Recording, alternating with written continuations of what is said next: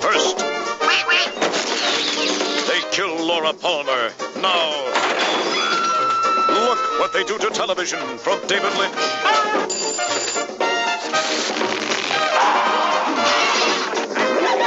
The funniest half hour on the air starts Saturday.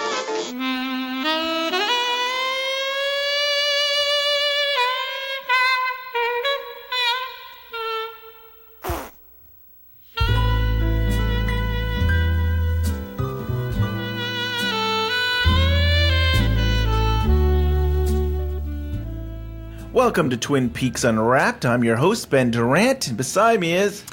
Bryon Kazaska. Hey, Bryon. Hey, Ben. As everyone just heard, the theme song, it's a special episode. On the air. Very exciting for On the Air. This is something we wanted to do. We've been talking about doing this for months. We were quoted in 25 Years Later article that it was going to be the summer of On the Air. Wow. Let's never do that again. This is why we don't talk about it. Maybe we throughout the whole year we'll do On the Air. Yeah. We've got 7 episodes. We'll put one out a month, maybe, or so. So we won't say a word or just show up. You hear that theme, you go, ooh, On the Air. Oh, yeah, they're doing another one. Yeah. So we got episode 1. It aired June 20th, 1992, almost exactly a year after Twin Peaks. When was this written and done? Like, it's a mystery to me. Yeah, I'm trying to remember, too, because Fire and Walk with Me is coming out that summer. First episode was written by David Lynch and Mark Frost, and they were executive producers. The funny thing is David Lynch seems to be more involved with this project than he was with Twin Peaks. But it's interesting you say that because he only directed the first and last episode of the series. Yeah, I think he hung around, though, and still was... You think so? Yeah. That's what I hear. Well, we have 7 episodes to figure this all out. And they only aired 3 episodes. Yeah, now, interesting you say that. I have some factoids about that. Okay. From what I learned, in the United States, like you say, only 3 episodes aired, but out of order, right? ABC only broadcast 3 episodes of the show, episode 1, 3, and 5. Wow, that's crazy. I learned that the United Kingdom aired all 7 episodes. The Netherlands, Finland, Poland, and France all aired all 7 episodes, and at least 4 were aired in Canada, and the entire run was aired in Australia on the Comedy Channel. So other countries, which is odd, it's an American-made show, but other countries got the full series, right, where we didn't. ABC kind of burned this off. I believe it was Saturdays at 9:30 p.m. is when it aired. Wow. They didn't believe in the show at all. They just basically wanted to be done with it, and they give it like the graveyard shift. Yes. You know, this day and age, for most people, it doesn't even matter when shows air anymore because you watch them on demand, nobody cares. Right. You could say, hey, I want to watch On the Air. I'm just going to go stream it. Yeah. But back in the day, you had to either be home, watch it live, or break out the old VCR and figure out how to record something when you're not home, which is something I did in high school. I recorded everything on my VCR. Like, I programmed it. Yes. I don't know. I'm sure you did the same. I did some. I still amazed I didn't do as much. Like, I did do the last episode of Twin Peaks. I had a recording of it. And I did some. I think X-Files was when so maybe it was another year or two that I really started. X-Files, I started recording a lot of stuff. Yeah, you're right. Me too. I have VHSs with X-Files episodes on it. Random. Right. I don't even know what order they go in. Yeah. It's interesting nowadays. On a show like On the Air would probably survive on a streaming service. But back then, if you weren't home on a Saturday night, which a lot of people weren't, you're not going to watch it. I remember it was hard on Saturdays to watch Twin Peaks. Today, if you said, hey, David Lynch has this comedy, you would just go find the stream of it and watch it. Yeah. Yeah. So actually what happened was, Lynch was mixing the sound of a Twin Peaks episode in season 2, and this just came to him that he had this idea of people trying to do something successful and having it all go wrong. So I think there was some entertainment of the idea of things not working out. After reading Room to Dream, you almost see his early career where wanting to do things, especially with Dune, and it going wrong. Or not the way he planned. Yeah. And it could be almost getting that stuff out of him. Right. Like he's purging the cream corn. But we've also talked about these happy accidents, that sometimes these accidents make it better. And you'll see in this episode, the Lester Guy show, things going to go wrong, but maybe that's not a bad thing. Yeah, it's a great episode. Lester Guy, who's played by Ian Buchanan. Yeah, Ian Buchanan, he as Dick Tremaine from Twin Peaks. And he was also in Days of Our Lives and other soap operas. Right, I may have known him from General Hospital. Right. He plays a washed-up movie star who stays stateside during World War II, and he made a name for himself because every Hollywood leading man is off in the war. So basically, he's like the only one that's the entertainer. Because this takes place in the 50s, 57. So they're off in the war, and he's home entertaining. So he's kind of like the big star by default. It doesn't mean he's good. It just means he's there. And you kind of learn that throughout this series, that there's probably more popular people, but because no one's around. This show was supposed to come out in the spring of 1992, and it was supposed to air on Wednesdays, and ABC decided they didn't really care for the show, and that's when they moved it to Saturdays at 9:30 and in the summer. So they decided not to even air it during the spring schedule. And back in the day, that's also something that's changed. I feel like summer shows can be successful now. I mean, we have a lot more summer shows. But back then, summer shows were for reruns and things that they didn't care about. They just wanted to get rid of. You're right. And you know what's interesting? I think in the last 10 years, we've seen a big change. Reruns don't even exist in the summertime. It is all new summer programming. Reality shows or something. A little interesting fact, Ben. Did you know in 1997, TV Guide ranked this episode number 57 on the 100 greatest episodes of all time list? Isn't that something? Do you think it's still on that list? No way. No way. No way. I mean, we're just in the golden age of so much good shows now. I know. This was a good pilot, though. Yeah. Very funny. And I enjoyed it. And I'm not just saying that because I'm a Lynch fan or I enjoy his work. I really, really enjoyed it. I think it's well done. It's very funny. I think it's got a very quick pace. Bam, bam, bam, bam. I mean, I thought it was pretty quick comedy. Very frantic feeling. Yeah. Because you've ever seen the movie Noises Off? I know of it. I don't remember it. I highly recommend Noises Off. Noises Off is about putting a play. It has John Ritter in it.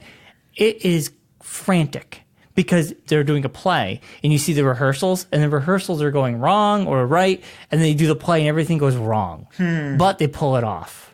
And it's frantic. And this is what this show reminded me a lot of Noises Off. Definitely. Ruthie, this is live television. Betty, you're the co-star of the show. You have absolutely no experience whatsoever. You have every right to be extremely apprehensive. Where am I? Hey, Laura! Betty! Come, walk with back. One of the big things of the first episode is they have Betty Hudson, who's like a nobody. They seem to call her dim-witted. She doesn't seem very smart. She's new on the scene, so you have this. I mean, that's a lot of times how shows bring you in. They have a new person part of the team, and she's a nobody, and she's trying to learn her lines, and she doesn't understand about that she's supposed to be ironing, and it's not her mom at home that's ironing. And I mean, it's funny, but you go back and forth. It's almost like who's on first. It's like, no, you're ironing. Your mom stays home. Yes, yeah. As they say, I think someone says a receptionist in the making. A Lucy, huh? Yes, kind of a Lucy character. She becomes America's sweetheart. Right. Well, let's set this up. It's only hours before the show is starting, and they go through the whole dress rehearsal. And this is a live show. It's like a variety show. Yeah. For the most part, it goes very well. When it comes time, 8 p.m. for the live show, it's a mess. I mean, it's a beautiful mess. It's a beautiful mess. And we have to talk about Blinky. I kind of feel like Billy Watts, Blinky, he's not blind. Which is funny. It's interesting they take this route of saying he's not blind. He actually can see 25.62 times more than everyone else. Blinky Watts is not blind. He suffers from Bozeman simplex. He actually sees 25.62 times as much as we do. If we were to see what Blinky is seeing right now, it would look something like this. So they show his vision. It's just like a kaleidoscope of weirdness. Yes, it's like, but strange items and things on the screen with him, and every episode it's different. I'm like, this is probably what David Lynch sees on a normal basis. Like, we're giving an idea of what David Lynch could see. But Blinky, I kind of feel it starts off with him. It's like this domino effect. Blinky, something happens to him. No. I'll go one step before that. Yes. It's the Lester Guy Show, starring Lester Guy.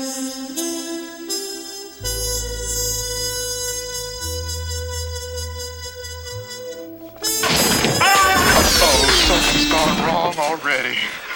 I need air! I need air! So Lester, he's supposed to be almost like Singing in the Rain, where he's on a light post and he's dancing. Yes, and he yes. holds onto the light post, and the light post knocks over, and he goes down with it. Yep. And all of a sudden, it's like technical difficulties sign, and that's like that starts it all off. So Yes, it yes, wasn't even yeah. Blinky's fault. It starts off with You're Lester. right, you're right, yeah. The set people didn't nail down the light post. Yeah. And then the camera goes down at one point, right? Goes Yes. sideways. Yes. And Which, yes. which is hilarious. That one of my favorite moments is the audience. They have to turn their TV sideways, and they're watching it So sideways. yeah, right. People at home are watching TV, and they're like, "Well, it looks like the camera's going to stay this way. Nobody's going to pick up the camera." So you see all these different homes around the country, Yeah. and they're all moving their TV so they can see it the right way. I like that stuff. Right. I love the cutaways Yeah. to the family at home. But with Blinky, his main job is to do the sound effects, which is very much a big part of the show. He did fine in rehearsals. Everything's set up for him. He has a helper who's basically saying, "Okay, now it's time to do this." Right after the technical difficulties, Maybe Mrs. Zablotnik has a helpful suggestion.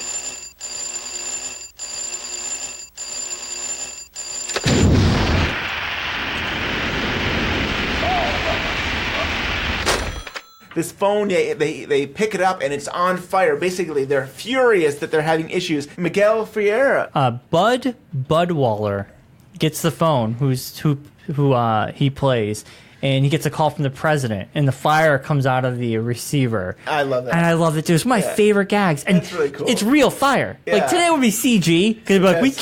can't. Can you picture David Lynch saying like, "No, I want real fire," because Yeah. it's something he would do. Right, It's right. practical effects. Yes. Like it's right to his face. Like he holds it out. And we know real- in television it could be farther away, but the way things are positioned, Yes. it'll look like you're right on top of it. I know. But so then they hang up the phone, and Bud is furious, and he bangs on the dashboard, and that actually changes the settings for Blinky. Yeah, Blinky's settings. Yeah. I don't know why it moves, but the console actually will move. There's a sign that says "Do, Do not move, which is weird. Well, you know what I was thinking? He must have it set up for different shows. Yeah, you're right. So this is Yeah. one of the shows, and it's set up for rehearsal. Right. So that's why don't touch it. But then that moves everything, and it's set up for something else. And so where he thinks maybe a phone would ring, he Yeah. pushes the button, and it's a whole different sound. Yes, yes. It's just like a series of bad events. It's really funny. Also,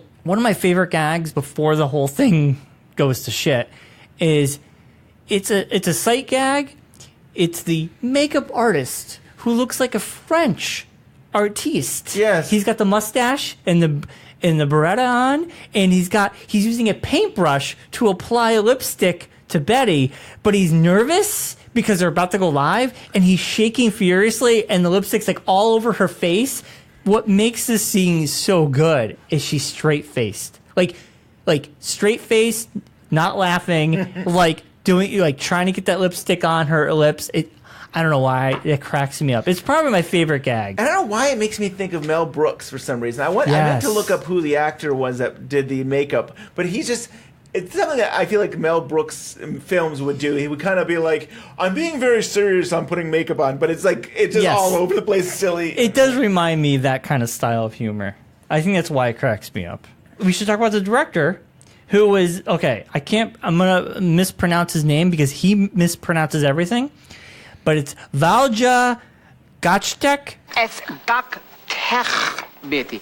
Gaktech. And it's played by David L. Lander, who was Squiggy and is also in Twin Peaks. Right, he was the director for Miss Twin Peaks. Yes, and he's also the salesman for Leo's Device. Yeah. This is how they describe him now. He's from the old country and director of the Lester Guy Show. He speaks English with a near incomprehensible accent, which I thought he was German, but he's not. He often replaces O's with I's or E's, A's with U's or O's, and N's with T's or W's. And he has some sort of thing for oils and shoes, and he always misuses the megaphone, which the oils and shoes, I don't know if that's come into place in episode 1. I don't remember it. But he always takes the megaphone and puts the big part in his face, and he yells into it. How's the director, Mr. Zablotnik's nephew, working out? Lodger? People really seem to like him. He had a great deal of experience in show business back in the old country, you know. Well, he really seems to know his way around the set. Let's remember, everyone. This is a very romantic sight that ends in tragedy. Mr. McGonagall, this is a very romantic scene that ends in tragedy. Let's hope your career with us doesn't end the same way. Let's have energy action. I thought he was German, but I guess kind of sound German. It's just this weird accent that he just made up. He borderlines as an incompetent too, so you think, okay, we They're don't all have incompetent. I know. I love the guy in the beginning. He's got the 2 cups of coffee. My nerves! So nervous because they're going to have everybody come down to see a rehearsal. I love that. He's a producer, I believe. Yeah. So Ruth Truthworthy. Oh, So when the director speaks, she then has to interpret it and tell people. And then, like, when Betty's always kind of out of it and doesn't understand, it's like, Betty, this is what we're talking about. Oh, yeah. And she's kind of funny. At first, I thought she was mean, but I really think she's really just trying to be helpful and correct them. Snaps doesn't like Welby Snap's dog food.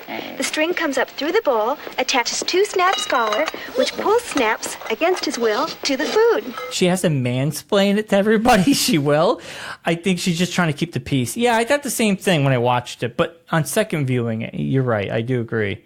Some of the stage hands are interesting. My favorite is Shorty, who is a giant. How many? How many? What are the chances to have a giant on a David Lynch production named Shorty? Sounds about right. And he's holding the rope, and he's like, I don't got it. And he's holding Lester Guy, and he's going to drop him. Well, there's supposed to be a scene where Lester gracefully comes into the room and says, I'm here to take you away, basically. And things mess up, and he gets tangled in it, and he's upside down. So now people who are watching from home are first watching it sideways, and he's hanging upside down, and he hangs upside down for the remainder of the live show. Right. Even they have a whole thing with a commercial. They have a dog. The dog does not like the dog food. Snaps the dog. Right. So they force it to him. They basically have a rope to his collar to force him to eat the dog food. Yeah. And at the end of the live show, Lester is upside down, and the dog is not eating the dog food. And it's just, and he's basically saying, "This is great dog food." Yeah, Snaps a dog, and it's he's a spokes dog for the Lester Guy show. Webley Snaps brand dog food, which is something they would do back in the 50s and 60s. You would have the ads would be part of the show. Oh, one character that's the quick kind of cartoonish character is the Hurry Up Twins. Hurry Up Twins. Yeah, hurry up. I love that, and they're reoccurring. They're in like every episode, just about, and it's funny because like, what do they do? They say, "Hurry up, hurry up, hurry up." Am I right? There's 2 guys in one sweater. Okay, well, from what I read and from what you can see, they're Siamese conjoined twins who wear a 2-necked sweater at all times, and they say, "Hurry up, hurry up, hurry up." And I think that's all they've ever done. I don't remember them ever doing anything else. Nope, I think you're right. Yeah. The whole 7 episodes, if you see them, they're just saying, hurry up, hurry up, hurry up. There's a variety show. Are there like cavemen that are like near the end of the show that just walk on set? Oh, yeah, you're right. Like, yeah, they're just like weird. What were you doing here? Yeah, it's like, they're just going to throw everything out there and see what sticks. This show, the premise, reminded me a lot of 30 Rock. Yeah, totally. And the one part that really stuck with me, we'll get into the ending of the Lester Guy show, but TGS with Tracy Jordan was originally called The Girly Show. Now, The Girly Show, if everybody remembers, was Jenna Maroney. Oh, and then that's right. The beginning of that show was they want Tina Fey to go out and hire Tracy Jordan because the show wasn't doing well in the ratings. So they bring Tracy Jordan in. I need you to talk for 2 minutes. About what? Anything. All right. These cats are more than just pets, sir. Why, Excuse just me. this morning... Where's the manager? I'm from the government, and I'm here to inspect your chicken nuggets.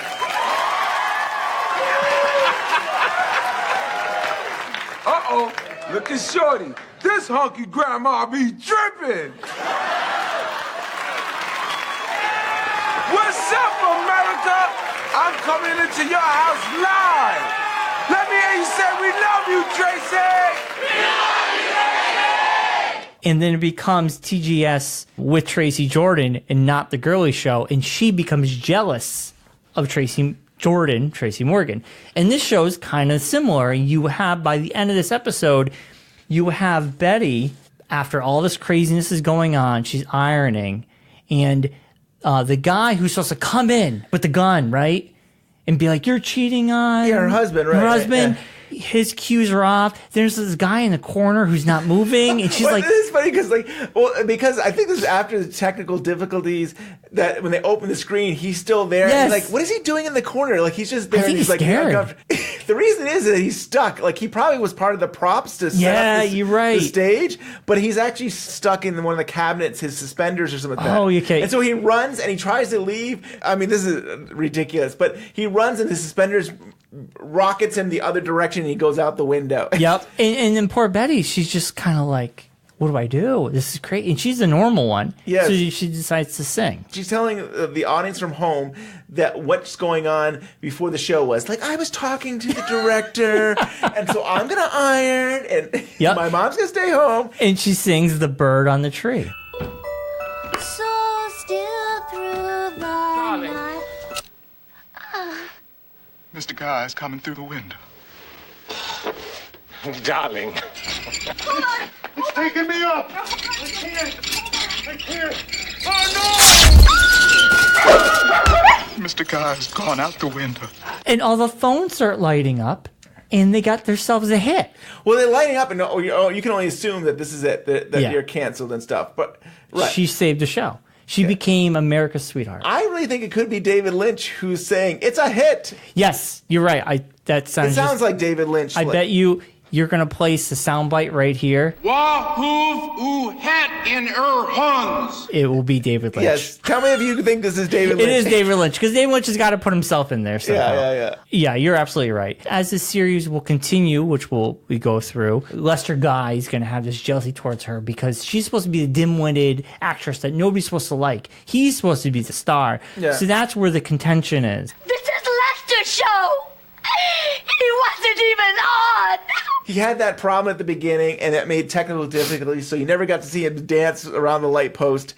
And then, he didn't show up on cue when he was supposed to come in through the kitchen area. Yep. And he basically wasn't on the show, so everybody got to see her. This is why it reminds me a lot of 30 Rock. That whole premise is almost exactly the same. When 30 Rock first came out, there was another show, a variety show by Aaron Sorkin called Studio 60 on the Sunset Strip. It was an hour show. I thought it was brilliant. It was a great show, but it was that same idea of like you're watching behind the scenes of the making of a variety show. But it was more serious. But listen, fellas, we're going to stop it. Did we lose the feed? No, we're live.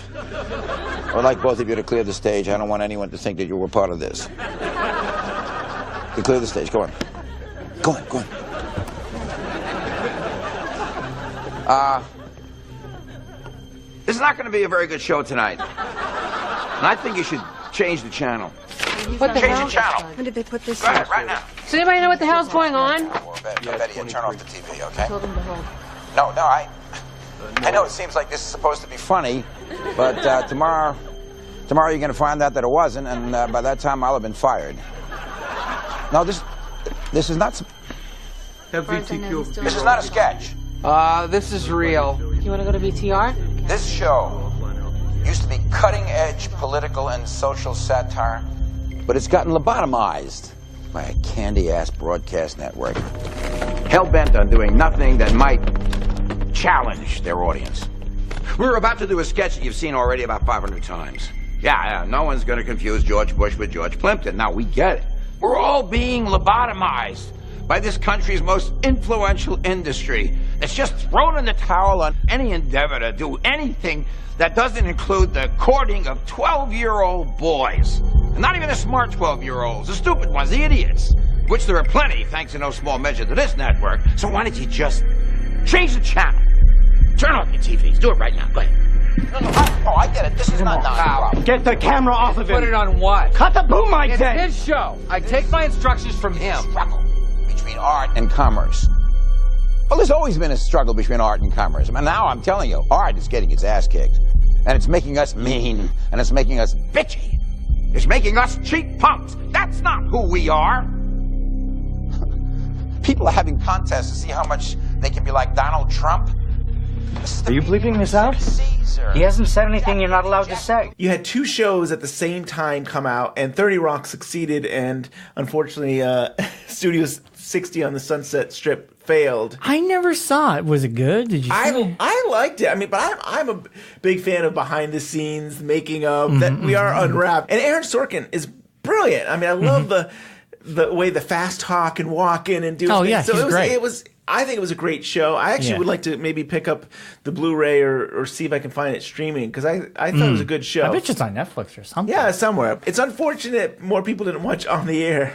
A little interesting fact. So, this was produced by Greg Feinberg, who produced Fire Walk with Me and Twin Peaks. But currently, he's producing Big Little Lies on HBO. Oh, wow. And he also produced True Blood. He's done a lot of great work. Oh, yeah. So I just thought that was kind of interesting that he was producer of this show. He was actually only producer maybe of one episode. I think it was only this one episode. This is something that caught my eye.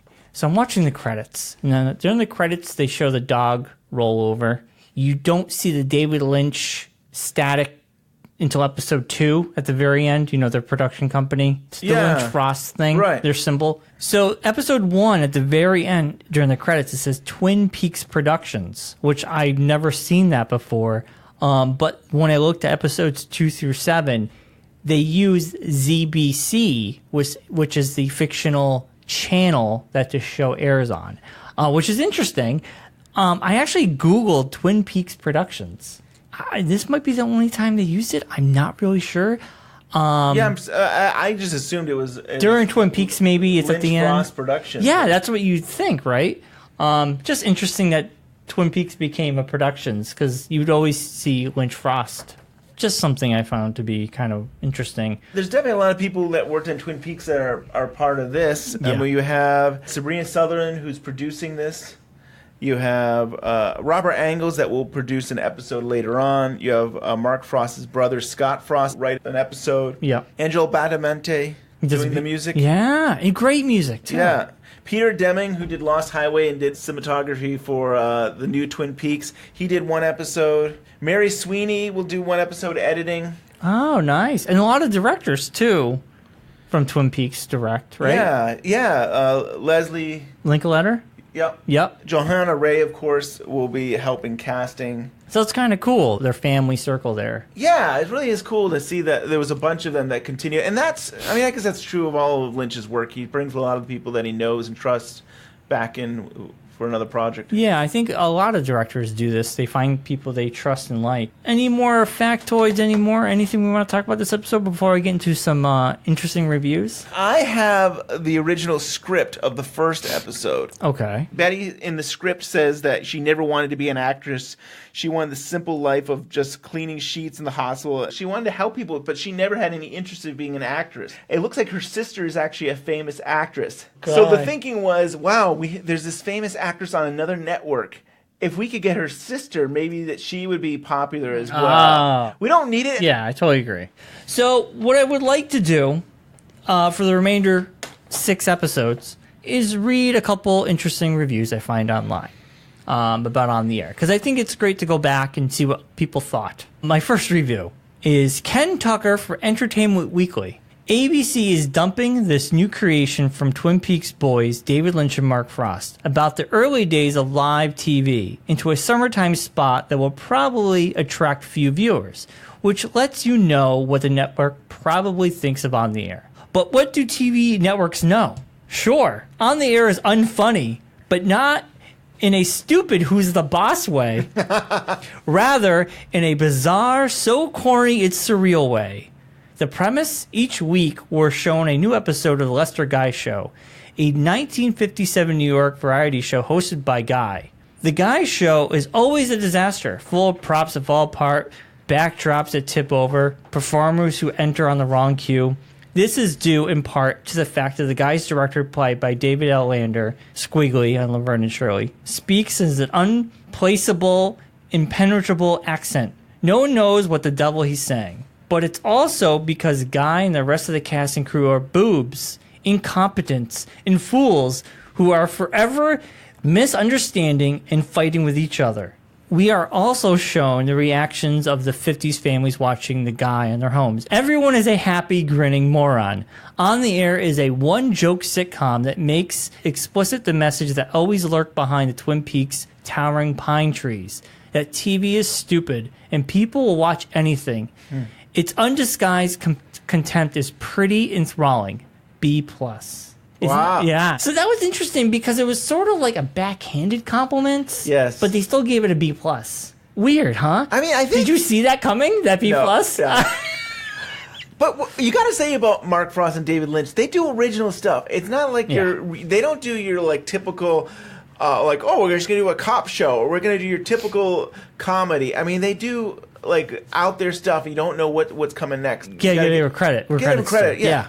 I agree. And, you know, it's saying how they're just basically saying, well, people are stupid, they'll watch anything. And I kind of disagree with that. Like, I could see it a little bit, but they're saying it's too on the nose. I don't think it's that on the nose. I don't think Dave and Frost are saying, they're insulting their audience saying, well, people watch anything, so that's what the show is about. I don't believe that. I actually am going to disagree with him. And I'm going to say that it's actually not what the first episode is saying at all. Yeah. If anything, the first episode, they're forcing the dog to eat the food, and you're like, okay, it has to be done this way, and everything has to be a certain way to sell our product.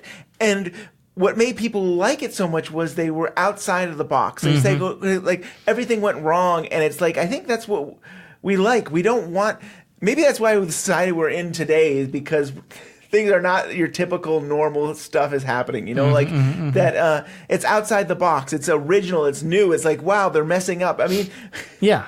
And it's not because it's stupid. It's just because, wow, for once a girl spoke from the heart and she talked about her feelings about her mom and about how beautiful this music was. And I think people kind of were taken by that, not because if you go change a channel, you're going to have something like, oh, it's a comedy show, and you have the announcer, and you know they're going to do a dance, and then they're going to sell their product, and then it's over, and it's like your routine. Yeah, I agree. If anything, it's kind of making fun of all of the shows around them. Basically, I think Lynch and Frost are basically saying, typically everything is perfect, and we have it all manufactured to go this way, but what if everything screws up and messes up, and somehow with all that messed up stuff, you see some truth. And you see the truth in Betty. In Betty, yeah. I totally agree with you, Ben. I think you nailed it. So this guy from Entertainment Weekly is wrong. All right, let's move on.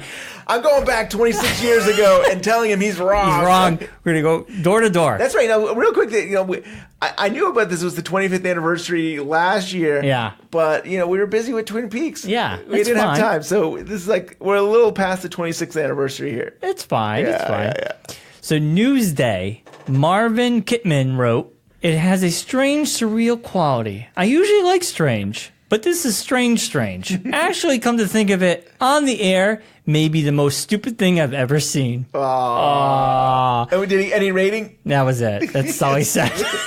This is strange. Do you not know David Lynch? Yeah, I don't think this person does. So I got my last two reviews are from IMDb. One of the craziest guilty pleasures that you've ever seen on TV. Mr. Whiplash wrote in May 2007. Thanks to online video sites, On the Air of David Lynch's most obscure projects can be seen in all its unedited, short-lived glory.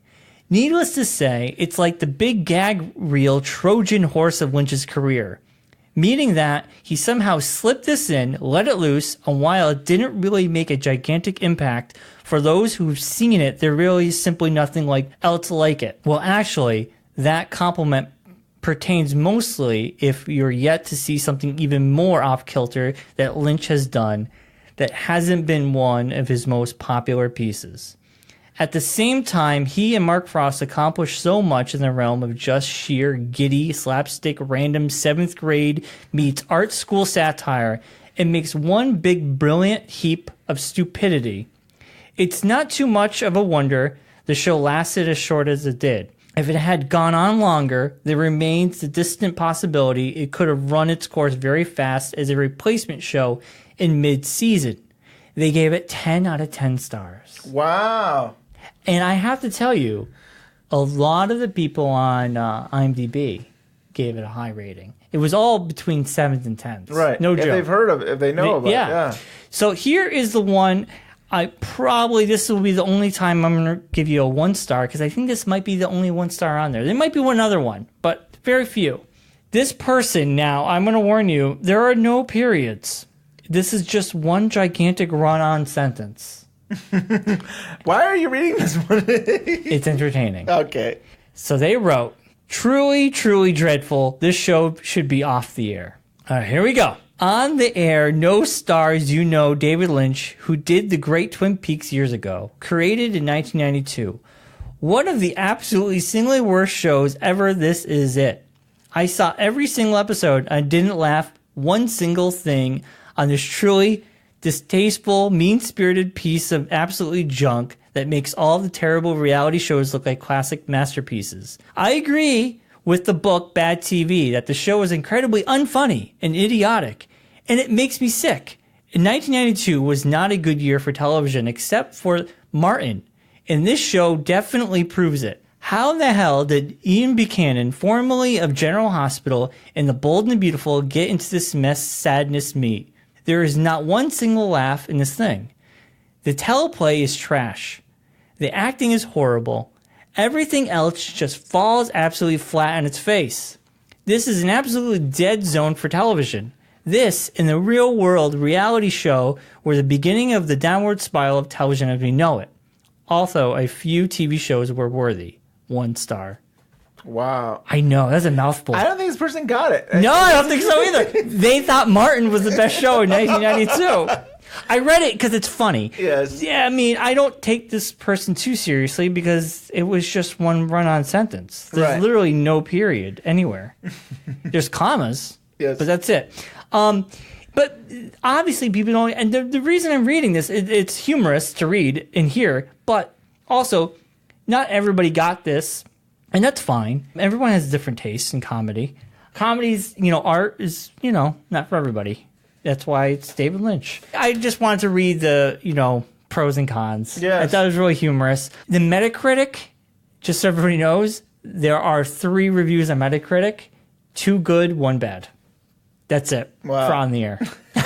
Think about it. 3 weeks. It wasn't even for a month. It was on a late hour on a Saturday. So, yeah, a lot of people missed it probably. The other interesting thing about this is that this show is a single camera show, meaning that there wasn't 3 cameras. When you think of variety shows, you probably think there's 3 cameras, at least 3 cameras, and they're cutting in between different things. Yeah. This is still your typical single camera, meaning that David Lynch would take the camera, shoot the stuff, then get his close-ups, or then get other things going on. And this show, there's a lot of things going on. People are coming in and going out. And so it's kind of interesting to think this show was still only used 1 camera at a time to film everything. Because it's well done. Yeah. I mean, frantic, very well done, very well filmed. I mean, no question about it. David Lynch did a great job in the first episode. That really impresses me. It was a 1 camera show. Yeah, you would think. I guess I would think with a variety show, you would have 3 cameras and you'd have everything just go crazy and whatever you get, you get. And it's like, oh, go to camera 1, go to camera 2, get 3. Wow. And they could have filmed this in a public access station. Yeah, they could have got 3 cameras for free. There you go. But what else is there to say about episode 1? Well, I'll say that, Ian Buchanan, I really liked him in this. More than I liked him as Dick Tremaine. I guess I was always rooting for Andy and Lucy, so I was thinking Dick was kind of a jerk, and I was like, didn't like him. But Ian Buchanan in this is really good. I mean, I really liked. He plays a jerk, but he's still good.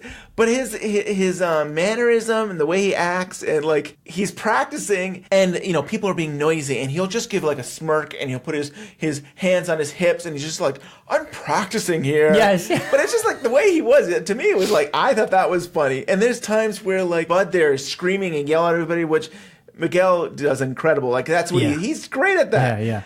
On your feet, McGonagall, you dink spine, you gob of jelly. Mr. Budwaller, we're all so happy. Can it, P-Brain? We are 6 hours to air. Lester Guy, step forward, please.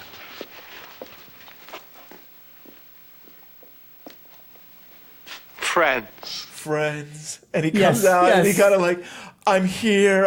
We can start the show. And he really is into himself. So he doesn't really. He wants everybody to love him. I guess so, or he's just conceited and cared. Oh yeah, all the above. I guess it's all the same. It's like I want everybody to love me. I'm the best thing, and it kind of like I'm here. Like he's almost like this Jesus Christ figure. Yes, like we can start now. The show is me. Yeah. It's all about me. But he plays it off great, and I like his. Yeah, I like that part a lot. I'm excited to talk about episode 2. I think I've watched episode 1 a lot.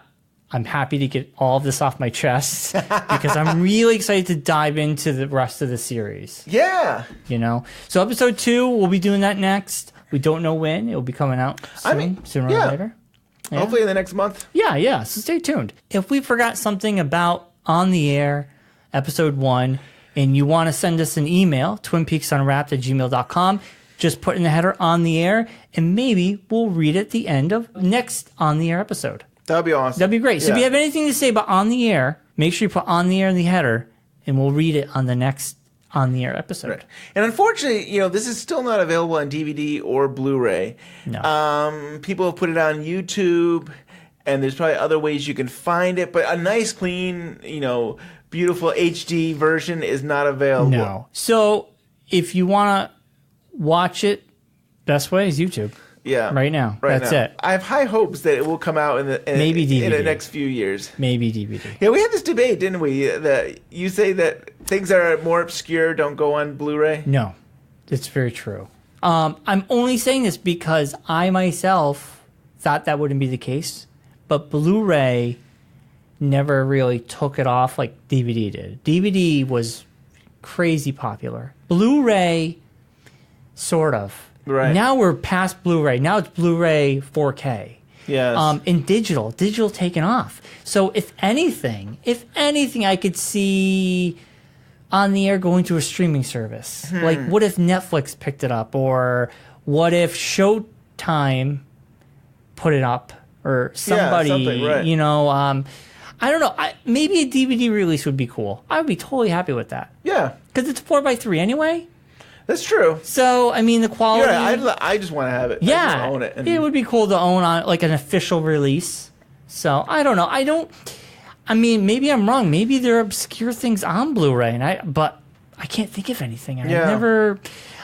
Like, when we talked to Sabrina Sutherland, she kind of opened my eyes when she was like, well, if there's no money behind... If there's no need behind something... Yeah. Why would they do it? It's a lot of money. Right, to we were put talking something. about 4K, which right, 4K. I mean, we might have 4Ks, but it is still something that's brand new that still hasn't been adopted widely enough that probably it sells well. Like Blu-ray would have cost too much money to put On the Air on Blu-ray, right? To recoup that cost. Yeah, it's a lot of It's a big undertaking. They would have to digitally remaster it all, packaging. And what if nobody buys it? Right. I'm sure there would be, though. I'm sure there's a big audience that would buy it. I don't know, maybe hashtag On the Air Blu-ray. We get it trending. Yeah, let's get it trending. Everybody tweet at Sabrina. Can we get commentaries, and can we get extras? Yes, we want it all. With the actors. Yeah. And we're going to produce it. All right. Let's do it. All right. Anyway, you can like us on Facebook at Twin Peaks Unwrapped. How's the old Twitter going? Twitter's awesome. Great community. Love it. Yeah, we'll get hashtag On the Air Blu-ray. Let's do it. Let's get that going. And we're on Spotify. We're on Stitcher, iTunes, 5-star review. That would be so nice to everybody. That'd be so good. Thank you. Yeah, thank you to everybody who writes in. But I mean, it means so much, and it gets people to see our show more by all your great reviews and 5 stars. Yeah. Also, thank you for everybody who voted for us in the nominations category. Now, just a reminder, that was... Podcast Awards! Yeah, to get us nominated. That wasn't to vote us to win. It was... We were like Lynch and the cow... Yeah. For Inland Empire. We just need to get nominated, right? So, by the next show, I will announce if we were nominated. Okay. Or you'll see it on social media. We will make an announcement. We are going to find out in the middle of August when, if, and how we got nominated. We'll let everybody know. Sounds good. Thank you for voting. Thank you so much. Yeah, it means a lot. We have a great fan base, a great community. We love you all. See you next week. The show is called, as you said, On the Air. Mm-hmm. like the first three letters of the alphabet are ABC. That's the network it's on. Right. And it's on at 9:30 at night on Saturday. Now that seems like an odd. Some people hissing ABC. Good. I may be joining that, but no, that's odd. Well, they do stick you in kind of a strange time period. Because, you know, if you're not in television, you think, oh, I'm on Saturday night at 9:30. This is the best time to be on. That's what you think. But most of the people who would watch a show like this yes, are I younger need the people people's who are out. This is, if you could watch on Saturday night at 9:30, it would be great. And now tell us what the show is about. Is it a strange It's a show? comedy. It's a good-natured, wacko comedy coming from 1957 with a strange little breeze of the avant-garde. Yeah. And when you say wacko, that's saying something. Well, it's... So go ahead, yeah. Avant-garde. It does make people laugh. It's a comedy. And is it a spoof on a variety show or something? It's a live television show done by a fourth-rate network called Zablotnik Broadcasting Corporation. Well, I'm sure it'll be interesting. I mean, things go wrong on the show. Is it sort of like the old Sid Caesar show, like something like that? It's got a like I say, a wind from those shows, but it's taken that sort of theme and twisting it. And I have to say hello to Mary Ellen from South Chicago. Oh, that seems fair. Okay, that seems fair. Okay. Well, it sounds good. It's called On the Air, and I shall watch. I enjoy your work, so I like wacko weird things.